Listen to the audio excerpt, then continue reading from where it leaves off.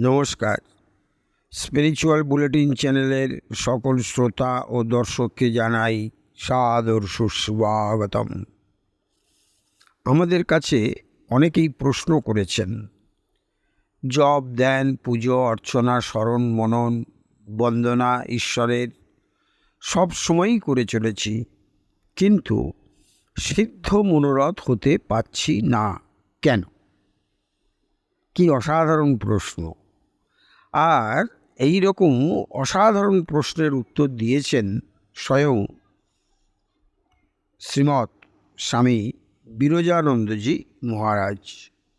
তিনি বলছেন, আমরা জপ, ধ্যান, পূজা, অর্চনা, স্মরণ, মনন, বন্দনা, আরাধনা যাই করি না কেন, আমরা সেগুলো করি গুরু নির্দেশিত পথে।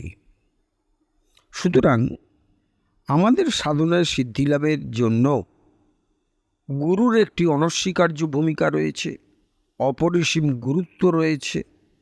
সেটা কি?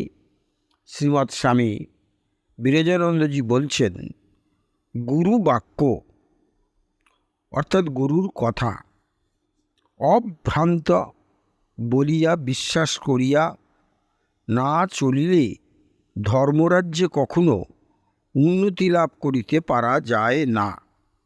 দ্বিতীয় কথা বিরজানন্দজি বলছেন, তিনি বলছেন, গুরু বাক্যে বিশ্বাসী আমাদের পরম বস্তু লাভ করাইয়া দেয়।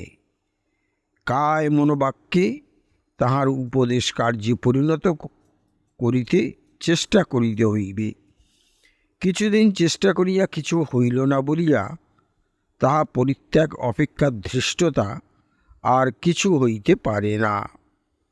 ধর্মলাভ একদিনে হয় না, এক জীবনেই যে হইবে তাহা কে বলিতে পারে? সমস্ত বাধা বিপত্তি উল্লঙ্ঘন করিয়া যে ব্যক্তি অবিচলিত ধৈর্য ও দৃঢ় অধ্যবসায়ের সহিত অগ্রসর হন, তিনিই সিদ্ধ মনোরথ হন।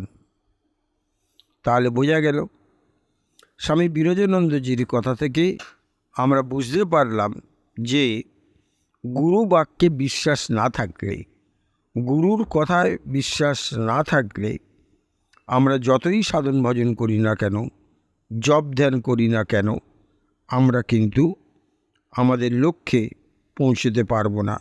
অর্থাৎ আমাদের সাধনায় সিদ্ধি লাভ হবে না।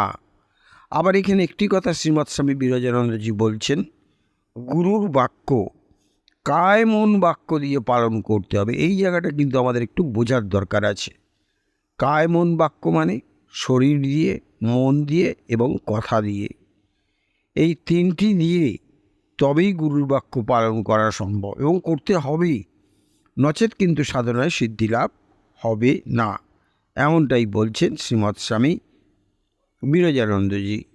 তাহলে আজকের আলোচনা থেকে আমরা একটা নতুন শিক্ষা পেলাম এবং এই শিক্ষাকে কাজে লাগাতে পারলেই আমাদের সিদ্ধি করতলগত হাতের মুঠোয় চলে আসবে। এমন আলোচনা শুনে যদি আপনাদের সত্যিই ভালো লেগে থাকে তাহলে অবশ্যই খুব বেশি বেশি করে শেয়ার করবেন, লাইক করবেন ও কমেন্টস করবেন।